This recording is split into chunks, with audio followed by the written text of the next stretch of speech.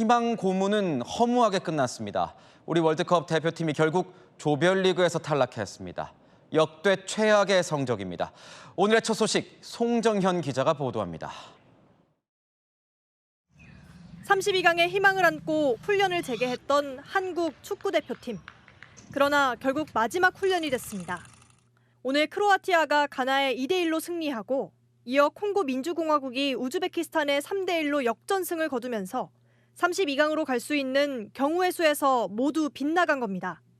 한국은 남아공전에서 탈락한 직후만 해도 90% 안팎 확률로 32강행이 예측됐지만 하루 뒤 50에서 60%대로 떨어지더니 오늘 오전 30%대 확률을 기록하다 결국 32강 진출이 무산됐습니다. 한국 대표팀은 총 48개국이 참여한 이번 본선에서 최종 34위를 기록하며 역대 가장 낮은 순위를 기록했습니다. 32개국이 경쟁한 지난 대회 기준으로 따지면 본선 진출에 실패한 것과 마찬가지인 셈입니다. 한국은 1986년 멕시코 월드컵부터 11회 연속 본선에 진출해 왔는데 32위 밖으로 벗어난 건 40년 만에 처음입니다. 실력 있는 선수진을 갖췄고 대진운도 좋았던 것에 비해 턱없이 초라한 성적입니다. 국가대표 선수 출신 박지성 해설위원은 어떻게 월드컵을 준비하고 축구 발전을 해야 할지 10년 동안 배우고 또 까먹었다며 이 순간이 비참하다고 토로했습니다. 외신들도 한국의 본선 진출 좌절에 주목했습니다. 미국의 한 스포츠 매체는 한국이 남아공에 패한 것은 충격적이라며 절박함이 기대했던 수준에 미치지 못했다고 지적했습니다. 영국 매체 가디언도 홍명보 감독이 거센 책임론에 직면했다고 전했습니다.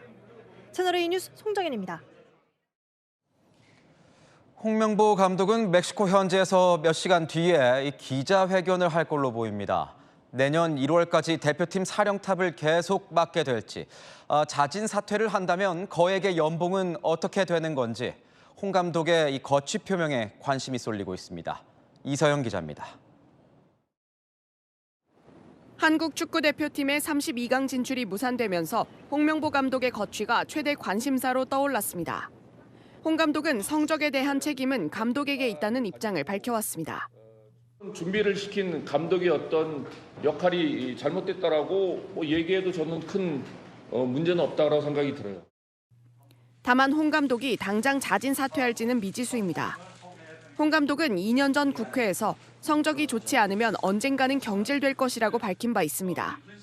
스스로 물러나지는 않겠다는 의중으로 해석됩니다. 자진 사퇴가 아니라면 남은 선택지는 축구협회 차원의 경질입니다. 홍 감독의 계약은 아시안컵이 열리는 내년 1월까지인데 협회가 계약을 해지할 경우 20억 원대로 알려진 연봉을 포함한 위약금 부담도 불가피합니다. 2년 전 클린스만 감독 경질 때도 코칭 스태프를 포함해 100억 원 안팎의 위약금이 발생한 걸로 알려집니다. 또 정몽규 축구협회 회장이 이번 월드컵 이후 물러나기로 한 만큼 결정 주체도 불투명합니다. 저는 이번 월드컵이 끝난 뒤 축구협회장에서 물러나고자 합니다. 홍 감독은 2014년 브라질 월드컵에서 사퇴 여론 속에 스스로 지휘봉을 내려놨습니다. 홍 감독이 우리 시간 내일 이른 새벽 기자회견을 할 것으로 전해진 가운데 어떤 선택을 할지 관심이 쏠립니다. 채널A 뉴스 이서영입니다. 축구 팬들의 분노는 극에 달했습니다. 홍명보 감독을 향해서 한국을 떠나라는 이 격앙된 반응들이 쏟아지고 있습니다. 대표팀을 위한 귀국 행사도 이번엔 없습니다. 이서우 기자가 보도합니다. 혹시나 기다렸던 축구 팬들은 32강전 진출이 끝내 좌절되자 분노를 감추지 않았습니다. 협회는 일단 싹 다 갈아엎어야 된다고 솔직히 생각은 하고요. 중간에 좀 리모컨을 전원 버튼을 누르고 싶은 마음이 계속 한 10번 정도 들더라고요. SNS는 대표팀과 홍명보 감독을 향한 비판으로 뒤덮였습니다. 홍 감독의 귀국대 공항에서 벌어질 상황을 경우의 수에 빗대 AI로 합성한 게시물이 퍼졌고 한국은 물론 미국 LA의 우리 교민식당까지 홍명보 감독 출입 금지를 내걸었습니다. 특별히 감독님께서 지시한 부분이 없다라고 말하는 인터뷰를 보고 그러면 진짜 선수 개별 간에 정말 구체적인 지시가 없었던 상황이 드러난 거라고 생각합니다. 홍 감독 선임에 관여한 축구계 인사들을 을사오적에 빗댄 게시글까지 확산되는 상황. 또 졸전을 펼칠 바에 32강 탈락이 차라리 잘 됐다는 쓴소리까지 쏟아졌습니다. 오히려 이렇게 실패한 게 다행이라고 생각합니다. 이런 경기력 상태로 32강에 진출한다면 오히려 더 큰 굴욕을 당할 수도 있을 것 같아서. 이재명 대통령도 이번 월드컵 본선 진출 실패는 조직과 인사의 실패에 의한 걸로 보인다며 재발하지 않도록 체육행정 개혁을 신속하게 추진하겠다고 밝혔습니다. 홍 감독과 대표팀 일부는 모레 별도의 귀국 행사 없이 인천공항으로 귀국할 예정인데 도착하자마자 축구 팬들의 거센 분노에 직면할 가능성이 높아 보입니다. 채널A 뉴스 이서우입니다. 네, 스튜디오에 박문성 축구 해설가 나와 있습니다. 어서 오십시오. 네, 안녕하세요. 네, 소위 꿀조라고 불리는 이 최고의 대진표 그리고 최고의 선수 구성진이라는 평가였습니다. 그런데 32강 탈락한 이유, 가장 큰 이유는 뭐라고 꼽으십니까? 하나만 꼽으라면 감독입니다. 우리가 역대 가장 좋은 멤버였는데 최악의 월드컵을 치렀습니다. 정말 좋은 선수들을 데리고 있었는데 내용도 결과도 최악이었다. 설명할 방법이 없죠. 결과적으로 그 좋은 선수들을 망쳐버린 감독의 책임이라고 할 수 있습니다. 홍명보 호는 이번에 3차례 경기를 치렀습니다. 각각 몇 점씩을 주시겠습니까? 각각이라기보다는 3경기를 총 100점 만점으로 놓고 전술적인 부분을 물어보셨으니까 저는 30점 정도 주고 싶습니다. 3개 다 합쳐서 30점을 주겠다? 30점 정도 되겠습니다. 아, 그렇게 네. 되는군요. 황금 세대라고 불리는 선수들이라고 표현을 해주셨는데 네. 그들의 플레이는 어떻게 좀 평가를 하셨습니까? 그게 안타까운 거죠. 이 좋은 멤버들, 골키퍼까지도 다 해외파입니다. 유럽파로 상당 부분을 우리가 꾸릴 수가 있고 역대 어느 월드컵 때보다도 유럽파가 많았습니다. 근데 이런 선수들이 제대로 뛰지 못했어요. 한번 생각해 보시죠. 인상적인 플레이가 별로 기억이 안 나죠. 첫 번째 체코와의 경기 때 이강인과 황인범의 어떤 콤비네이션 플레이 말고는 우리가 무엇인가 와 멋있다라고 하는 장면이 없었습니다. 네. 왜 만들지 못했지? 이 좋은 선수들로. 사실 그 선수들의 인상적인 장면이 기억이 안 남는다는 것도 결국 그런 플레이를 감독이 못 만들었다라고 봐야 되겠죠. 그렇다면 이번 3경기 중에 가장 결정적인 패착의 어떤 한 장면 꼽으신다면 어떤 장면이 있을까요? 경기로 뽑겠습니다. 네. 남아공 경기입니다. 남아공 경기. 이건 정말 지금도 이해할 수 없고 당혹스럽기까지 한 그런 이제 경기였는데 손흥민을 뺐죠. 선발 라인업에서. 네. 남아공에 대한 전술적인 특징, 우리가 어떻게 싸우겠다는 계획 아무것도 없었습니다. 완전히 망쳐버린 경기죠.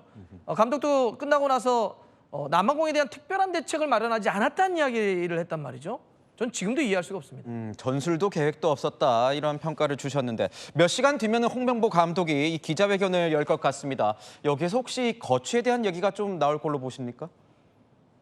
할지는 모르겠지만 스스로가 저는 스스로 물러나는 게 맞다라고 봅니다. 또 그러지 않으면 큰일 날 겁니다. 어떤 큰일이 날까요? 대단한 저항과 대단한 어떤 이 분노에 직면할 겁니다. 2014년 월드컵도 최악의 월드컵이라는 이야기를 들었습니다. 그때도 똑같았습니다. 홍명보 감독이 버티다가 엄청나게 여론에 부닥치면서 이제 물러났었죠. 그렇죠. 그 역대 최악이라는 월드컵을 또 한 번의 최악으로 만든 사람이 홍명보 감독인데 생각해 보세요. 2014년 때 누구였죠? 홍명보 감독입니다. 지금 또 홍명보 감독입니다. 역대 최악을 2번이나 했습니다. 특별한 특혜를 입었는데 2개 다 망쳐버렸다는 거죠. 그런데 여기서 물러나지 않는다? 순리를 따라야 됩니다. 지금 민심은 당장 물러나기를 원하고 있습니다. 민심을 따라야 된다. 네. 팬들의 마음을 따라야 된다 이렇게 말씀을 주셨는데 한국 축구 발전을 위해서 근본적인 해법 뭐가 있을까요? 한국 축구를 끌어가는 사람들이 바뀌어야죠. 사람들이 바뀌어야 된다. 정몽규 회장은 물러나기로 되어 있습니다. 물러나겠죠. 그런데 정몽규 회장은 바뀌었는데 정몽규의 사람들이 차기 회장이 돼서는 안 됩니다. 소위 그게 축구계에서 말하는 어떤 카르텔 얘기 뭐 그런 그렇죠. 거나 맞닿아 있는 건가요? 그 이해의 카르텔. 거기서 누군가가 대신하는 거죠. 그러면 얼굴만 바뀐 거지 근본적인 건 바뀐 게 아닙니다. 사실 지금 정몽규 사단에 있는 사람들은 공동 책임을 져야 하는 사람들이지 다음을 도모할 사람들이 아니에요. 이번 경기에 대한 공동 책임을 져야 된다. 이번 대회뿐만 아니라 지금 한국 축구를 한번 보세요. 일본하고 비교해 볼 때 이렇게 뒤처지게 만들었습니다. 이거에 대한 책임을 지고 다 물러나고 세술은 세 부대에 완전히 사람들이 바뀌어야 된다. 저는 이렇게 생각합니다. 이웃나라 일본 얘기를 좀 할 수밖에 없을 것 같은데 일본 축구가 굉장히 선전하고 있습니다. 우리나라에 시사하는 바가 많을 것 같은데 어떻게 평가하십니까? 원인 없는 결과는 없습니다. 갑자기 하늘에 떨어진 일본이 아닙니다. 그렇게 3, 40년을 준비해와서 지금 나온 겁니다. 감독 한 명 잘 뽑아서 이게 온 게 아닙니다. 그런 축구를 하려고 그렇게 오랜 세월 준비를 했습니다. 우리에게 시사하는 건 그런 거죠. 우리도 한국 축구가 이런 걸 하고 싶어. 이런 비전이 있어. 우리에게 이런 큰 그림이 있어라는 걸 만들어야 돼요.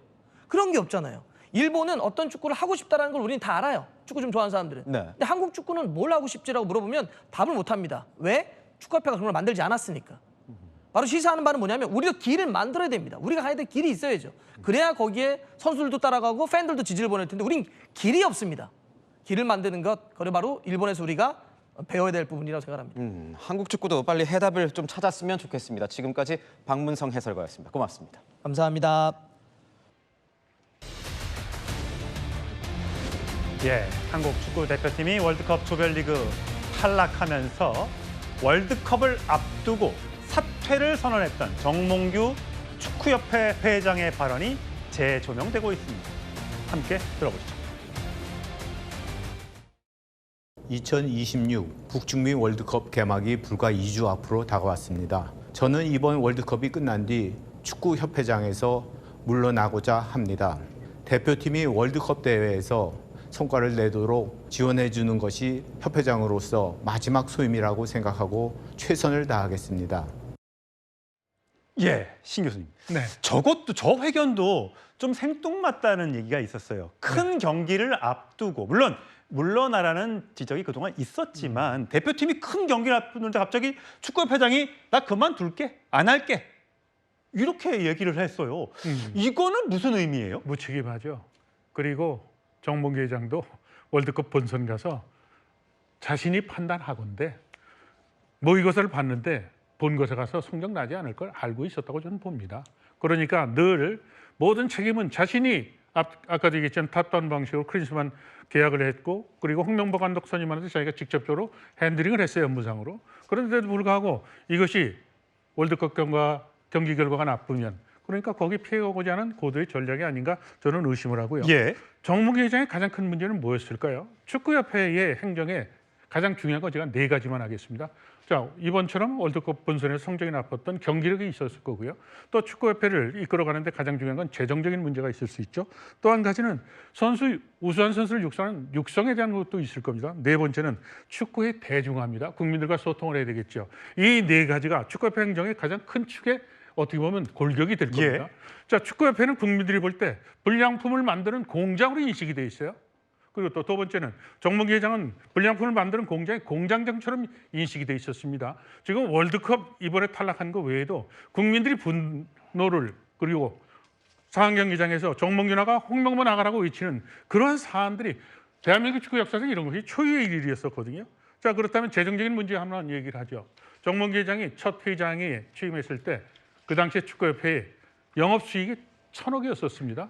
그런데 12년 거친 3번째 회장을 마무리한 작년에 그 당시에 축구협회 매출도 1,000억대였었어요. 그런데 정부기금은 300억이 넘는 30%가 넘는 그런 예산이 정부기금이 들어왔거든요. 그렇다면 돈을 예. 벌었습니까? 경기력을 향상시켰습니까? 우수 선수를 육성했을까요? 제가 지금 우려하는 것은 이번에 한국 대표팀 역사상 최고의 멤버들이 이제 나이도 먹고 은퇴를 하면 그 선수들을 키우려면 10년, 20년의 시간이 필요하다는 겁니다. 자, 대한축구협회. 그러니까 국민들이 들고 일어나는 겁니다. 네. 예, 참 미래를 좀 내다보고 일본처럼 왜 하지 못했을까요? 그런 거에 대한 답답함이 있습니다. 자, 홍명보 감독이 선임됐을 때 국회에서조차 이것이 크게 문제가 돼서 국회 정몽규 회장이 불려나오고 홍명보 감독도 불려나온 적이 있습니다. 들어보시죠. 이 공정성, 투명성 이런 게 정확하지 않았기 때문에 여러 가지로 복잡한 이 상황이 나왔다고 생각하고 있습니다. 모두가 저와 똑같은 마음이지 않나라는 생각을 하고 있습니다. 체계적으로 변한다면 발전할 수 있지 않을까라는 모두의 바람이지 않을까. 저는 제가 한 번도 대표팀 감독을 한다라고 얘기하지 않았습니다. 아니요. 저한테 불공정하다거나 아니면은 특혜가 있다거나라고 생각하지는 않고 저는 전력강화위원회에서 1순위로 올려놨기 때문에 제가 감독직을 받은 거였습니다. 제가 혹시라도 2위라든지 3위라든지 했으면은 저는 받지 않았겠죠. 자, 홍치인 부대변인, 저때 얼마나 그 국회의원들이 공세가 거셌습니까? 클리스만이 경질이 되고 1년 만에 경질되고 70억 연봉까지 합해서 100억을 돈을 받아갔다. 그래서 그 다음 감독 누가 되냐 했더니 그 다음에 황선홍 감독 했다가 올림픽도 못 나가는 결과하고 그 다음에 바로 몇 달 뒤에 홍명보 감독 선임했는데 23명의 이사회 중에 찬성이 21명이었다는 게 이게 그때도 국회에서 엄청 논란이 됐었던 거잖아요. 그렇죠. 근데 뭐 대한축구협회 이사회가 다 결국 정몽규 회장 사람들로 채워져 있지 않겠습니까? 그러니까 뭐 투표를 한다고 한들 무슨 결과가 달라지겠습니까? 지금 국민들께서 많이 의구심을 갖고 계신 거는 대한축구협회 정몽규 회장, 홍명보 감독 그리고 홍명보 감독 선임에 가장 큰 역할을 했다고 알려지고 있는 그 당시에 이임생 기술발전위원장 그 당시 그 3명 다 같은 학교 출신입니다. 또 같은 네. 아까 말씀하신 카르텔이 결국 학연에서 연결되는 것 아니냐라는 의구심을 지울 수가 없는 거죠. 그렇기 때문에 감독 선임 과정에서 홍명보 감독은 본인이 1등했다고 말하는데 그 평가가 과연 공정하게 이루어졌는가? 그 감독을 선임하고 평가하는 과정에 대해서 사실 그 박주호 선수가 전 선수가 그 선정 과정에 본인도 참여를 했었고 그래서 본인이 그 관련된 내용을 폭로를 했었잖아요. 나는 전혀 이해할 수 없는 과정으로 선정이 됐다. 그때 불공정성이 있었다라고 분명히 얘기를 했었고 예. 그래서 사실 그때 2년 전에 국회에서 저렇게 난리를 치면서 그거에 대해서 지적을 했는데 저는 생각해보면 그때 정몽규 회장을 물러나지 못하게 했던 것 그때 어떻게 보면 잘못된 부분을 알고도 바로잡지 못한 것 그때 이미 2년 뒤에 오늘의 이 결과가 예견된 게 아니었었나라는 안타까운 생각이 듭니다. 그러니까요. 사실 신문성 교수님 이게 클리스만 감독은 저렇게 100억만 했어도 저거 직후에 4선을 했던 거잖아요. 정몽규 그렇죠. 회장이. 네. 아니 이것만 해도 엄청나게 협회에 타격을 줬는데 손실을 4선 도전한다는 안긴 게 너무나 이상한 거 아닙니까? 자, 한 가지 짚을게요. 중요한 거를. 제가 축구협회 국가대표팀 감독 뽑을 때 기술위원회 위원이었어요. 근데 전력강화위원회 지금 얘기하셨죠. 예. 정몽규 회장이 대한축구협회장이 되면서 전력강화위원회를 만들었어요. 기술위원회를 없애버렸습니다. 기술위원회는 그 당시에 전문가 집단입니다. 축구를 하신 분들이 기술위원회에서 감독을 선임하는 과정에서 치열하게 논쟁이 벌어집니다. 그리고 거기서 뽑으면 이사회는 형식상으로 추인하는 그런 절차를 거쳤거든요. 전력강화위원회를 신설하면서 기술위원회를 없애버렸죠. 그리고 나서 전력강화위원회에서는 추천만 하게 한 겁니다. 예. 홍명보 감독이 나는 전력강화위원회에서 내가 1위로 올라갔기 때문에 했다. 근데 앞서든 자기는 하고 싶지 않다라고 얘기를 하는데 지금 이 방송을 통해서 지금 이상하잖아요. 그래서 그것이 바로 아까도 얘기했지만 이것은 숨겨진 카르텔에 의한 어떻게 보면 전략 속에서 이루어졌다는 거죠. 예. 그리고 지금 이사회 23명이요. 저도 축구협회 또 대한체육회 국민생활체 이사를 했거든요. 이게 서면으로 이루어진 그런 겁니다. 거군요. 그리고 어디 가서 직접 투표하는 게 아니라. 그렇죠. 그리고 그것도 일부러 그렇게 할 수도 있겠죠. 예. 클린스만에 대해서요. 자, 지금 이사회의 절차를 거쳤습니까? 다 밝혀졌습니다. 전력강화위원회 아무 저희가 없었어요. 독일인 전력강화위원장 갖다 시켰었잖아요. 그렇다면 자신이 잘못해가지고 다 이것이 국정감사에서도 밝혀졌고 그리고 문체부 특정감사에도 밝혀졌는데 70억을 물어내야 될 거 아니에요. 예. 그리고 홍명보 감독도 지금은 대표팀 감독이지만 절차상의 흠결이 끝난 게 아닙니다. 지금 법원에서 지난번에 그 행정소송에 대해서 문체부에서 한 것이 맞다라고 그랬는데 또 이것을 지금 법원에 항소를 하지 않았습니까? 예. 지금 그런 상황이기 때문에 축구협회가 정몽규 회장 체제에 접어들면서 아까도 얘기했지만 축구협회가 해야 될 4가지의 큰 축도 뒤죽박죽이 되고 예. 이미 한국 축구는 아시아 3류로 지금 떨어져 있다고 저는 봅니다. 예. 이재명 대통령이 다시는 이런 일이 재발하지 않도록 체육행정을 개혁하겠다. 인사가 만사다 등등의 얘기를 했기 때문에 문체부 등등을 통해서 대대적인 감사와 문제점을 발견하고 대책을 마련해 줄 것으로 기대를 하겠습니다.